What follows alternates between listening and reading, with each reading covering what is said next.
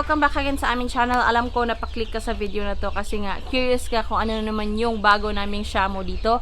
Pero bago ko sila ipakilala guys, isipapakita ko na muna yung ilang mga sisiw namin dito na magiging available by the end of February or by the month of February. And mamaya nga pala, ipapakita ko rin sa inyo yung bago naming mga na-acquire na shamu. Kunan din natin yan sila ng timbang guys. Hindi ko na muna sila kukunan ng height since nga wala si partner, nasa trabaho pa, and then mahihirapan ako guys kasi ako lang yung nagbi-video. Pero bago ang lahat guys, i-like nyo muna yung aming page kasi doon ko i-details kung ano man yung kanilang edad, kung gusto nyo pa talagang kumuha ng mga ibang detalye about sa kanila. And also guys, papakita ko rin pala sa inyo yung first breeding namin kay Nami and Luffy. Nag 1 month na sila actually. Hindi sila sabay guys kasi parang ang daming initlog ni Nami before. Umabot siguro ng 16 pieces. So, yun yung kinaganda nung nag-priming kami before guys. Kaya ganun karami mga itlog si Nami noon. Pero before anything else, i-like nyo yung video na to guys and do share this. Comment also guys and do subscribe in this channel guys kasi marami pa kaming i-share sa inyo ng mga sisiw. So, ayan guys, parang magla-live selling ako dito. So, eto yun siya guys. Eto guys is mag 1 month pa lang. So, nasa 3 weeks pa lang to guys. Ayan. Ayan po. Ayan. So, ito yung magiging available soon sa aming Facebook page. Huwag niyong kalimutan guys, i-like yung Facebook page na yun kasi dun kami nagpo-post ng kung ano mang available sa aming mga sisiw dito sa aming yard. So, ito yung mga ilang first namin guys. First na mga sisiw na i-dispose din. Ayan. Ganyan siya kalaki guys. So, ito guys parang pulat ito kasi ayan oh. Kung makikita nyo, napakataas na nung kanyang buntot. At the same time guys, yung dito guys, kung makikita nyo, ayan, hindi siya itim. Depende pa rin yan guys, kasi kung minsan din guys, namamali kami kasi nga, yung iba is nagde-darken pa ito kasi nga, maliliit pa. So, sisiw pa kasi talaga guys. 3 weeks old guys, ayan. 3 weeks old po ito na shamu. Ayan po guys, ayan. So, ito yung kanyang paa. Ayan guys, napakalaki. Ang palatandaan namin guys is nalalagyan namin ng cable tie. Ayan. So, ito yung strain shamu asil po ito guys. Ayan. Ayan. So, ito yung aming first na mga papisa din. So, ito yung ilan sa mga ibebenta namin susunod guys. Ayan guys, kumuha naman tayo ng Belgian shamu guys kasi meron na rin kaming Belgian shamu. Bali, 6 na piraso lang yun. Tapos, meron na naka-reserve na isa. So, ayun guys, paunahan lang talaga. Pamain na lang doon sa aming Facebook kung malapit kayo sa amin or kung capable kayo for pick up. Walang problema po kasi nga hindi kami nag-ship muna for now. Pero kung Davao guys, possible kasi nga nagbabiyahe si partner ko sa Davao. So, pwede pa rin yun. Pero for meet up lang din sa specific area sa Davao kasi nga mahihirapan din yung partner ko kung pumunta pa sa ibang lugar sa Davao. So, ayan guys, ito yung first sisiw na pwedeng mapasa inyo. Ayan. Ito ay shamu asil po. Ayan. So, i-details ko doon sa Facebook page namin guys kung ilang month ba talaga to. Kukunin ko na muna yung aming Belgian guys para sa pangalawa nating example. So, ito naman guys, yung pangalawa naming example is ito naman ay mga Belgian strain. Ayan. So guys, dalawa kasi yung aming shamu asil. So, different cable tie guys. Different mother yan. Pero ito, iba rin to guys. Ito ay isang Belgian. Yung Belgian namin na si Cream ay na-cross with Luffy. Ayan. So, ito yung kinalabasan ng kanilang baby guys. Or ng kanilang sisiw. Ito. Ayan po. So, ito yung sisiw. Magto 2 weeks pa lang ito guys. Ayan. So, kanina guys, magwa 1 month na yon. Ito naman is magto 2 weeks pa lang. So, ito guys, siguro by the end of February probably or 3rd week of February yung release nito. Ayan, isa itong Belgian guys, ito. Ayan, so tulad nito guys, hindi pa man natin masyadong makita kung ano ba talaga. Ayan, may possibility na lalaki, na babae, pero usually daw kapag merong itim sa ibabaw, hindi ako sigurado guys, disclaimer, hindi ako sa nagmamagaling. Based on our research din and sa mga nagsasabi din sa amin na ganun nga, is babae daw ito kapag ganito. Tulad ito guys, oh, mataas yung kanyang buntot. Ayan. So, ito yung aming Belgian na sisiw. Ayan po. Details ko din ito guys sa aming Facebook page. Short beak yan guys. Ayan. Okay, ang papa nila is si Luffy. Tapos yung nanay nila is si Cream. Malaki yung kanina kasi magwa 1 month na yon. Kaya green guys kasi kay Cream na palatandaan is kulay green. Pakpak guys. Ayan. Ito yung iilan na pwede rin nating ibenta by February po. Guys, moving forward, doon naman tayo sa isa pang uri ng shamu asil din namin. Ito naman guys, meron tayong sample na naman dito ng panibagong sisiw. So, ito yung isa nating sisiw guys. Ito. Ayan.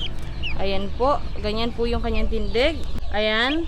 So, meron din siyang cable tie, guys. Ayan, ang ating magiging available din, guys. Napakataas ng kanyang lieg, guys. Ayan, yung kanyang paa.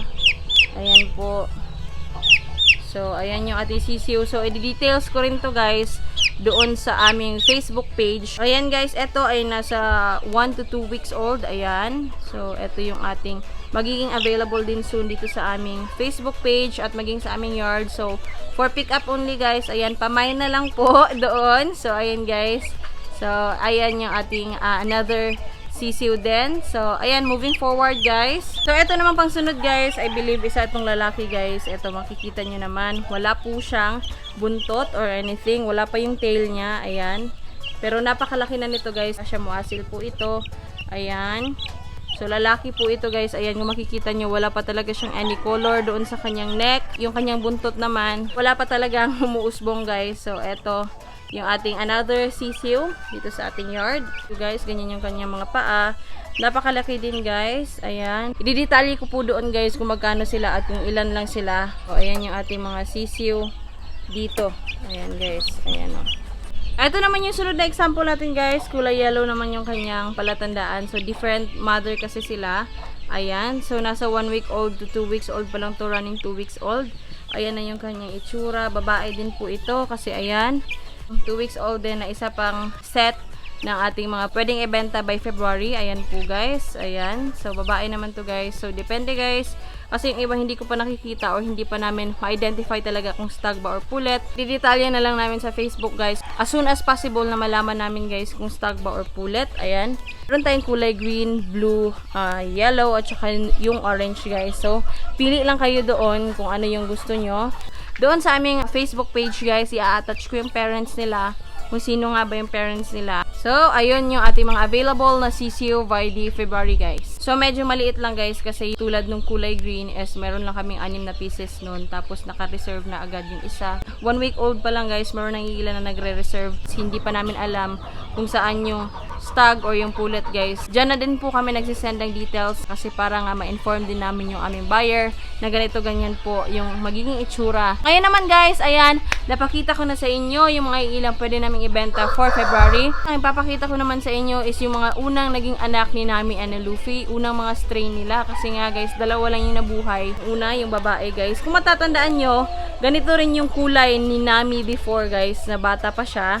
Ayan. So, ito yung pure Japanese Shamu namin, guys, na first strain na galing kay Nami and Luffy. Ayan. Ito siya, guys. Matatandaan nyo, ganyan talaga si Nami before. Ayan, ganyan siya tumingin sa camera before talaga. So, ito yung mga first strain namin, guys. Ito, guys, ay nasa 1 month and 2 weeks old na. Ayan. So, ito naman, guys, ay isang stag. Ito. Makikita nyo, guys, pure black. Medyo maliit lang yung lalaki compare sa babae. Kasi nga, una yung babae, guys, na pinanganak or na hatch. Ito naman is mga siguro nasa 2 weeks to 3 weeks yung kanilang pagitan. So, ito, guys, nasa 1 month pa lang ito. So, ito, guys, yung mga first strain ni Nami and ni Luffy. Ayan, meron na nga pala kaming strain ni Nami and Luffy. Hindi lang namin agad na post. Ang kulay nila, halos same talaga, guys, sa kanilang nanay at saka sa kanilang tatay. So, ayun, guys, babalik ko na muna to sa kulungan nila bago ko ipakilala sa inyo yung bago na naman namin na-acquire na mga Shamu dito sa aming yard. Ngayon naman, papakita ko sa inyo yung bago nga namin na-acquired from Davao, guys. Ito ay nakuha namin mga 1 month ago na, guys. Hindi lang namin pinakikilala agad since, yun nga, last month, hindi ako nag-vlog. Ito na siya, guys. Ayan. Ito ay isang stag. Ayan yung kanyang pagmumukha, guys. So, yung kulay niya naman, ayan po. Ayan. So, ito ay stag, guys. Ayan. Kung matatandaan nyo si Luffy, guys, parang ganito din before. Kulay black and ayun, makikita din natin yung sa kanyang bandang puwet. Ayan. So, doon banda is merong pagkakulay red. Ayan. So, kiluhin natin, guys, para magkaroon din tayo ng data. Yung paa niya pala, guys, napakalaki din. Ayan. Ayan po. Ayan, guys, kiluhin na muna natin. So, ayan, guys, yung ating timbangan. Na-set ko na yan, guys. So, tingnan natin yung kanyang kilo. Ayan po. Nasa 1.9 or 1 kilo and 950 grams yung ating stag. So, matangkad din siya, guys, actually. Ngayon naman, guys, kunin natin yung ating pulet naman para ayan, makita din natin yung kanyang pagmumukha. Ito yung ating pulet. Ayan, ganyan yung kanyang kulay, guys. Ayan, napakaganda nung kulay niya. Ito yung mga gusto kong kulay, guys, yung merong pagka-white. Kasi, para sa akin, medyo malinis. Ayan, ito yung kanyang pangmumukha guys. Ayan. So, ayan siya. Napakalaki rin. Ito siya, ganito siya kataas. Ayan. So guys, kanina hindi ko mahawakan ng ganito yung ating stag since napakalikot niya. Guys, yung kanyang pakpak, ayan, yung kulay niya. Ayan, yung kanyang likod naman guys, ito. Ayan. Ngayon naman guys, guluhin din natin. So, ito naman yung ating pulet. Ayan guys, nasa 1 kilo and 350 grams yung ating babae. Ayan po, makikita nyo. Ayan yung ating pulet. So, ayun guys, yun lang yung aming bagong na-acquire dito sa aming yard and hopefully hindi na kami magdagdag kasi guys, hindi ko alam kung kami lang ba. Pero nakaka-addict talaga guys, lalo na kung meron kang nakikitang bago na naman ng mga linyada or bago na naman sa paningin mo or sa inyong mata. Parang talaga nakaka-captivate yung mata mo, lalo na kapag Shamu breeder ka or ikaw ay mahilig sa mga manok na malalaki. Ayan, talagang napapabili kami guys. So, hindi ko naman din discourage kayo na bumili kasi nga even me, bumibili or napapabili din nga kami. Pero choose wisely lang guys, lalo na sa mga breeder na pabibilhan nyo, lalo na yung magpapaship pa talaga. Kasi nga, hindi natin maiiwasan guys, scammers are all around now. Mga pinakita ko kanina guys, na nauna, yun yung mga expected na mga February katapusan na mga pwede naming i-dispose. So, capable kayo na mag-pick up sa aming area. Pwede kayong magbumili sa amin. So, ayan guys, yun lang yun. So, sa Facebook na lang guys, or sa Facebook page namin, i-details ko doon kung ano nga ba yung mga pambenta namin. So, yun lang yung aming video for today guys. Sana nag-enjoy kayo. Nasabi ko sa inyo kung ano nga ba yung mga ilang available namin dito sa aming yard. Guys, hindi ako nagpo-post as always sa aming Facebook, pero doon niyo ako mako-contact through chat kung ano yung mga available namin dito. Sana nag-enjoy kayo sa aming video for today. Don't forget to subscribe this channel guys. Please do like this video and share to your friends. Do comment down below for some questions. And do like our page on Facebook guys kasi nasabi ko nga doon niyo ako mako-contact. So, ayun lang guys. Sana nag-enjoy kayo. Thank you again for watching. Stay safe, stay home kasi meron pa rin COVID. Please do good. Goodbye guys. Peace out!